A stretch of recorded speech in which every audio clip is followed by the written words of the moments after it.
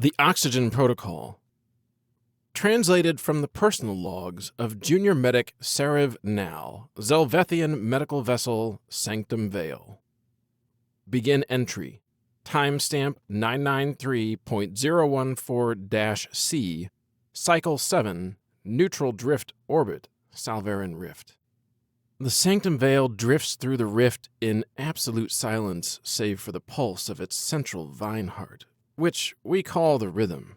Not a sound stirs aboard her curved, glassy halls.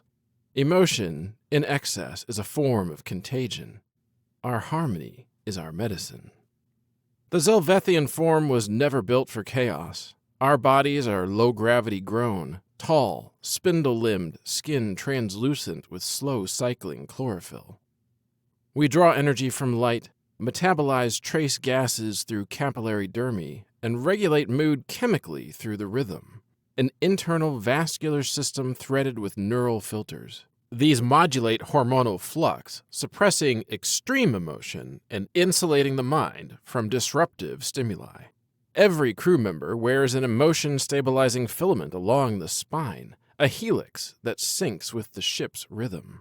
Without it, raw feeling begins to distort cognition. Panic becomes fever. Grief becomes violence. Humans, by contrast, are barely controlled combustion, biologically inefficient, dangerously reactive. Their bodies leak heat. Their thoughts broadcast unpredictably through tone, face, gesture. They breathe oxygen, a gas that is toxic to us when found in an atmosphere in excessive amounts. We are opposite sides of the carbon cycle. Where they breathe in oxygen and exhale carbon dioxide, we breathe in carbon dioxide and exhale only trace amounts of oxygen back into the fog and mist-filled atmosphere on our home planet.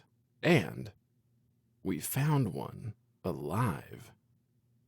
I was pruning a nutrient lattice in the neurospine when the recovery alert chimed. Debris signature, Class D. I expected the usual. Burnt hull fragments, ancient solar foil, maybe a corpse. What we found was a life pod, functional, intact, of Terran origin. We haven't seen a human in decacycles. I had never seen one at all. We brought the pod into Quarantine Bay Theta 6. The pod was close to failure, so we changed the atmospheric mix and then sealed the containment hatch, opening the pod.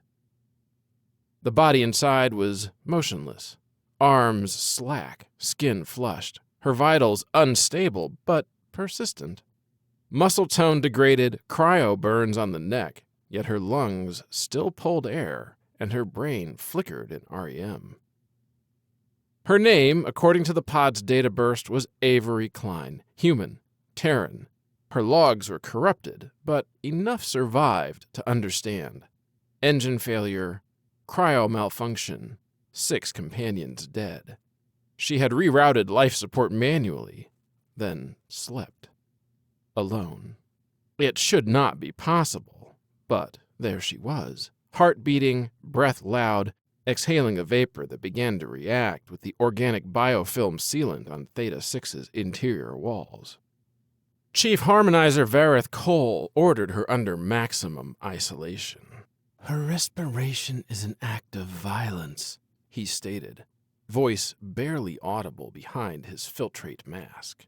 Even sealed in the bay, her presence unbalances the rhythm. I argued for preservation. Her brain was active, her nervous system responsive. I invoked the Sentience Contingency Mandate, a clause buried in our oaths. Cole's gaze passed through me, fixed on the human's sleeping face. We are a ship of stillness, he said. This creature is wildfire. 3 shifts passed. She remained unconscious, but the ship began to change. Humidity regulators failed in Theta 6. Mycelial stabilizers in the biorings grew erratic. The meditation spine, usually a place of perfect chlorolight and quiet pulse, became disturbed. Several crew reported phantom smells: burnt iron, salt, xylofruit. A technician collapsed mid-reflection, claiming he saw red, not the natural blue-green tones of our meditative spectrum. He trembled for hours before his rhythm rebalanced. Mirren Call, systems monitor, called me to see the logs. The human's neural activity was abnormal, structured, recursive, non-symmetric. "This isn't just dreaming," Mirren said. "It's a pattern, like music."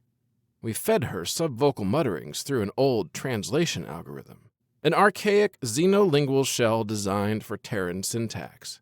It ran on Lexicon 9, inefficient, but capable. It could at least process phoneme clustering and extrapolate intent. Initial translations came through in fractured form. "Still here. Not yet. Can't let go." More followed. Enough to confirm cognition. Enough to see something more than just reflex. On the fourth shift, I did what protocol forbade. I disabled my stabilizer. Without it, strong emotion returns slowly at first, a flutter, a tremor. But in Theta 6, with the human nearby, it surged like dawn through an open canopy. Inside the bay, it was warm. Humans would find our world uncomfortably cold. Her breathing softened the corners of the sterile room. She murmured in her sleep, words wrapped in ache. "You are dangerous," I told her, knowing she could not hear and would not understand me anyway. I left, but I could not stop myself returning. The council convened on the 7th shift. Data was presented. Contaminants were rising, systems failing. Harmony was threatened. Vareth Cole spoke plainly. Sterilization, full containment, thermal cleanse. He called it merciful, called it clean. In my thoughts, I called it murder. That night, I went to Mirren. "I want to wake her." "You'll destabilize the veil." "She already has. And yet, we live." Mirren said nothing, then slowly motioned their ascent. We initiated the override manually. I uploaded Lexicon 9 to a local pad, programmed with Zelvethian syntax. We updated the bay's filtration to cycle fast enough to suppress acute oxygen toxicity, just long enough for us to be inside for a few microcycles. As the pod's waking protocol reinitialized, her eyelids fluttered, muscles twitched, her lips parted.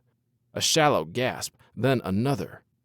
Her eyes opened, unfocused, pale green. After a moment, her eyes began to focus and she stared at me. Then, hoarsely, barely audible, "Are you real?" Lexicon 9 translated slowly, displaying the phrase on my pad. I tapped out my reply. "You are aboard a medical vessel. You were recovered unconscious. You are alive." She blinked, swallowed, frowned faintly. "You're not human." "No, Zelvethian. You are safe." She gave a broken sort of smile. It looked like pain turned outward. "Defined safe." I hesitated. Lexicon 9 didn't translate nuance well. I keyed in, "You are not alone, but your presence is disruptive." She coughed, wet from deep in her chest. Her voice cracked as she rasped, "That checks out." "How many cycles?" 17, since your distress beacon." Her eyes searched mine. There was something steady there beneath the fatigue. "Crew?" I didn't answer immediately, considering carefully, then typed, "No others survived." She looked past me, at nothing, at everything, then whispered, "Yeah, thought so." Silence hung between us, not empty, waited. I keyed another message. "Your presence is considered harmful to our ship by our chief harmonizer. We have limited time. So what happens now? She asked. Her tone was neutral, not afraid, just tired. I didn't want to answer that either. We are sending you back to Drift, with refreshed and repaired support systems. It is the only way to preserve your life and ours. She took a moment to consider. Then she looked directly at me again, and something sharpened behind her eyes. You didn't have to wake me. I typed slowly. No, I didn't. A moment passed. Then she nodded, once. Thank you. We had only scant microcycles before environmental controls reasserted. I gave her the datapad with a message. My own. An apology. A hope.